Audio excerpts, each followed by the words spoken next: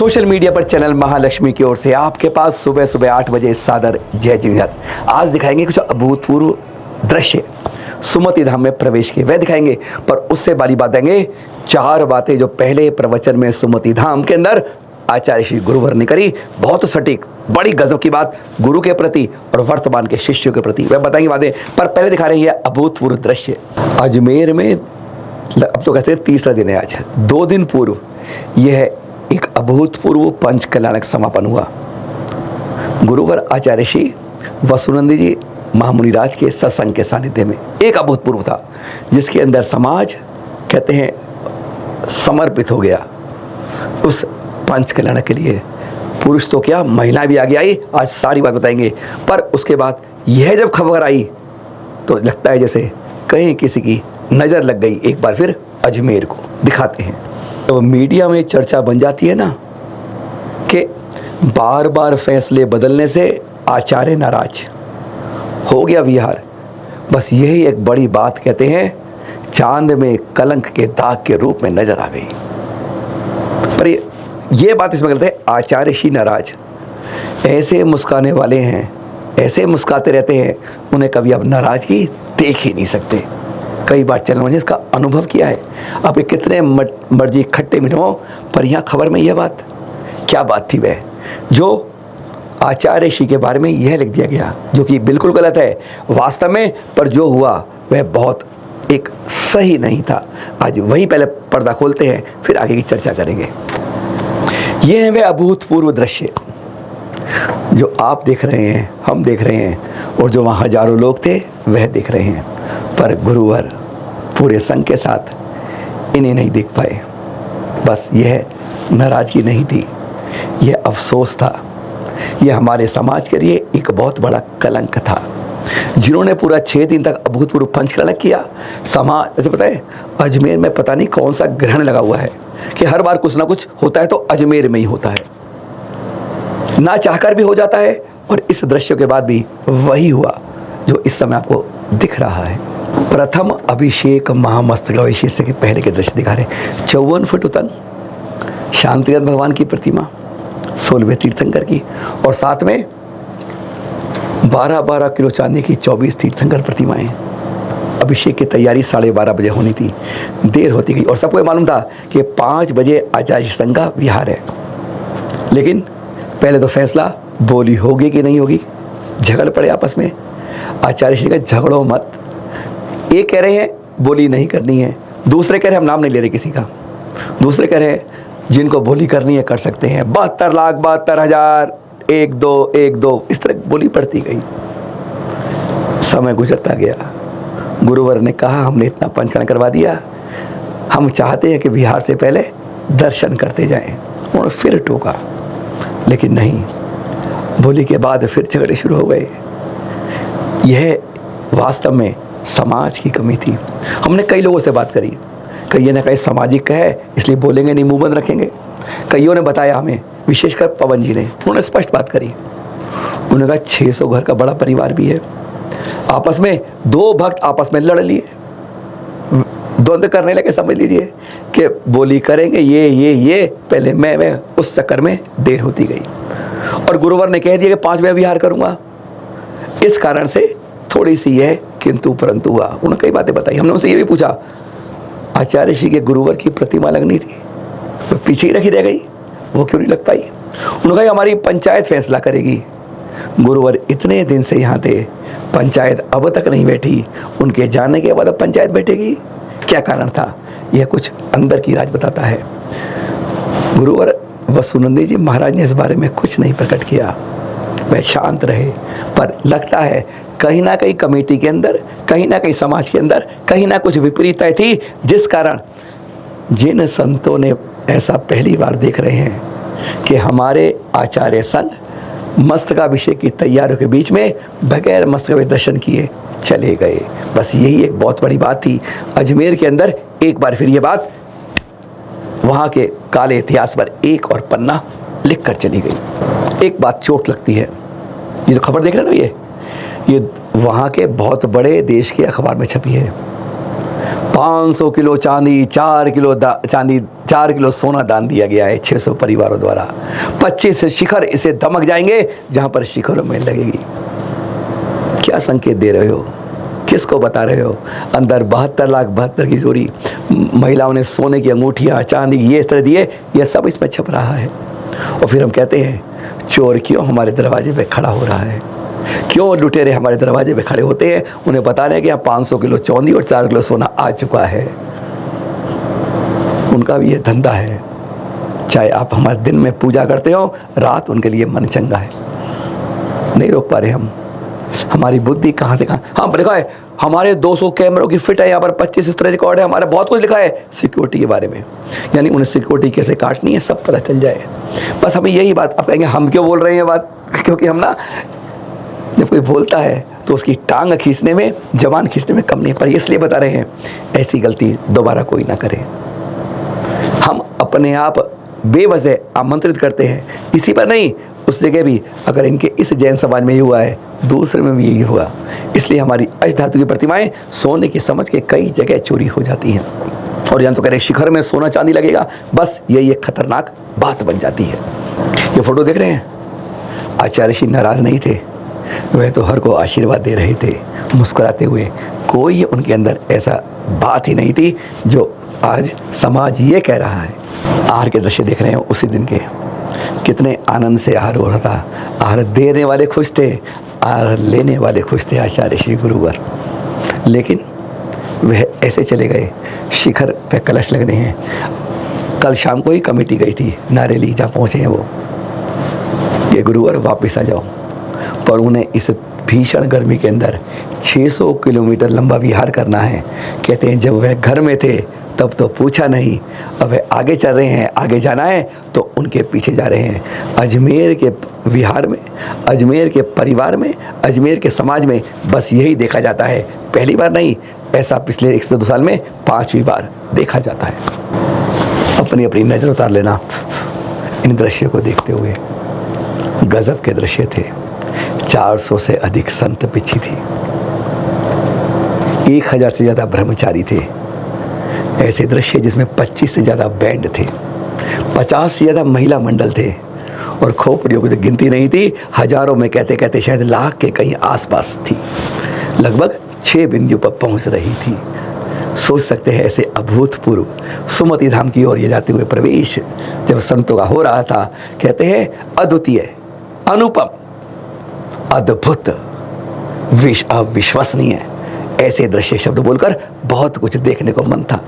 गदगद थे, हैरान थे लोग जब इस तरह का एक देख रहे थे कि इंदौर में एक ऐसा जलजला आ गया है। कहते हैं सैलाब का नहीं, इंसान का, भक्ति का, श्रद्धा का यह सैलाब देख के आज इंदौर की सड़कें भी जैसे छोटी पड़ रही थी। यह अभूतपूर्व दृश्य थे। और इसके अंदर जब गुरुवर ने जो अपना पहला संबोधन किया, अपने उसी अंदाज के अंदर, उसी भाषा के अंदर सरलता से कई गहरी बातों पर चोट कर दी। आपको सुनाते हैं उनके प्रवचन के लगभग 30 मिनट के, लगभग 22-24 मिनट के जो था, उसमें उन्होंने जो 4 बातें करी वह बहुत गंभीर थी कि गुरु के जाने के बाद शिष्य कैसे लड़ते हैं। पहले सुनते हैं उनसे, इसी बात पर आपको चारों बताएंगे। आधा मिनट के अंदर जो उन्होंने बात की वह कहीं ना कहीं समाज के अंदर, अपने संघों के अंदर एक चोट थी। ऐसा क्या होता है जब गुरु के जाने के बाद शिष्य लड़ते हैं, पर ऐसा कौन बनता है जो दिखा के एक नई रास्ते की पहचान देता है। सुनिए जरा। इतने सावधान थे कि एक अहमदाबाद के कोठारी जिनको आचार्य श्री ने सीढ़ी दी है, अरुण भैया, अरुण कोटरिया, एक श्रावक को बुला करके और उन्होंने उससे कहा कि मैं कुछ कहना चाहता हूं, आप उसको रिकॉर्ड कर लो।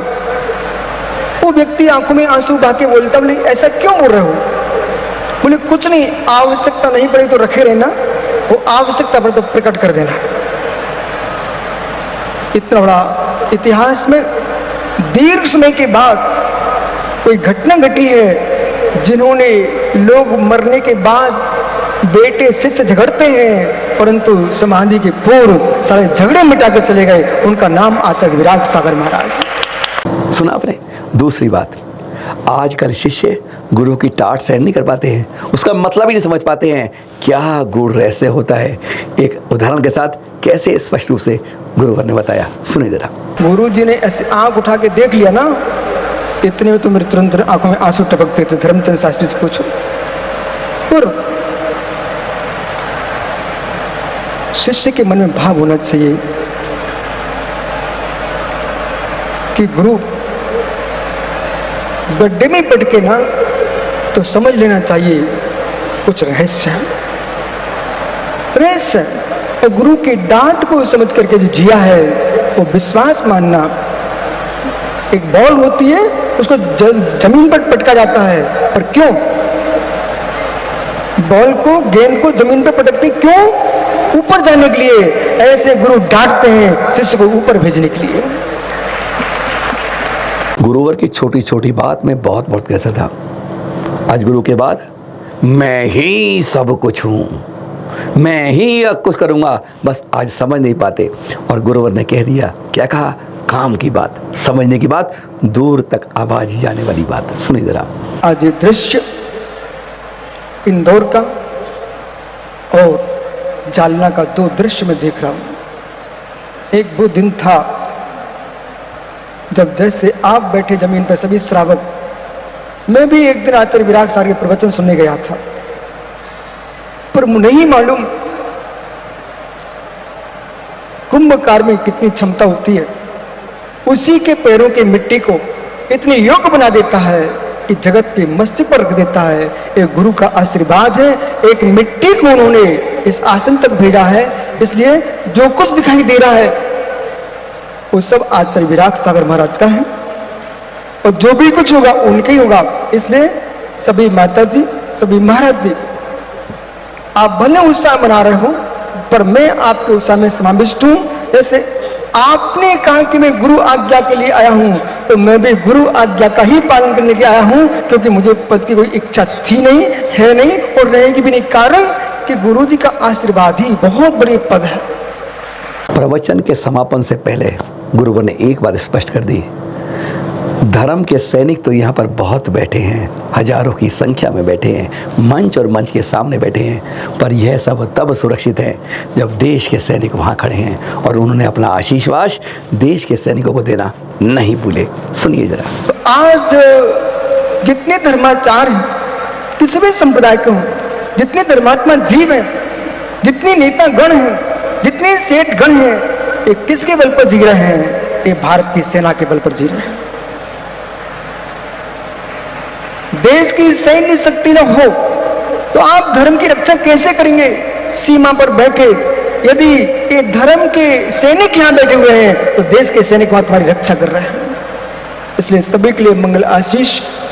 आज है हमारे 17वें तीर्थंकर का जन्म, तप, मोक्ष, कल्याणक। देख रहे हैं हस्तिनापुर उनकी गर्भ, जन्म, तप, ज्ञान स्थली के दृश्य देखते हुए आपसे आज बात कर रहे हैं। महारानी श्रीकांता के गर्भ से आपका जन्म आज ही के दिन होता है, बैसाख शुक्ल की एकम, जिस दिन चांद बड़ा होना शुरू होता है। बस उसी तरह से कहते हैं धर्म की एक शुरुआत फिर आपके जन्म के साथ हो जाती है। 95,000 वर्ष की आयु थी, और जिसमें से 23,750 वर्ष कुमार काल में निकल जाते हैं।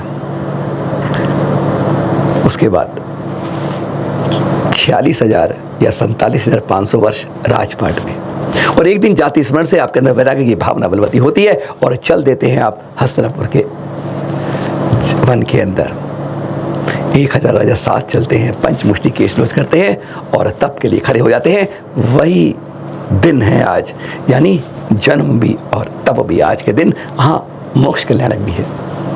और फिर 16 वर्ष के तप के बाद 23,734 वर्ष के केवली काल के बाद पहुंच जाते हैं सम्मेद शिखर जी की इसी ज्ञानधर कूट पर, जिसके दृश्य दिखा रहे हैं आपको।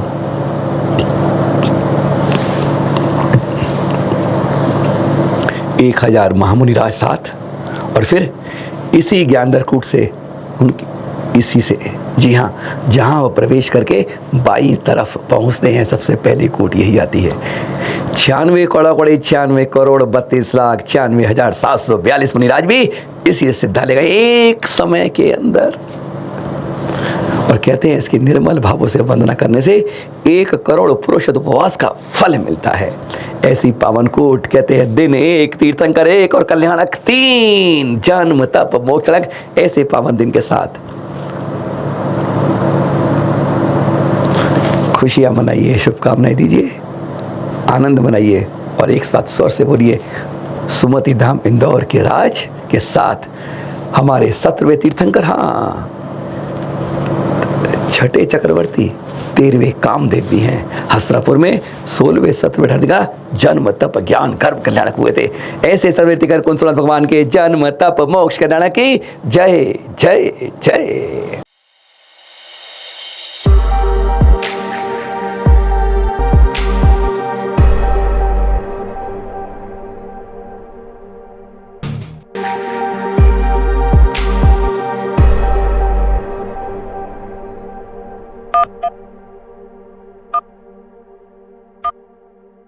you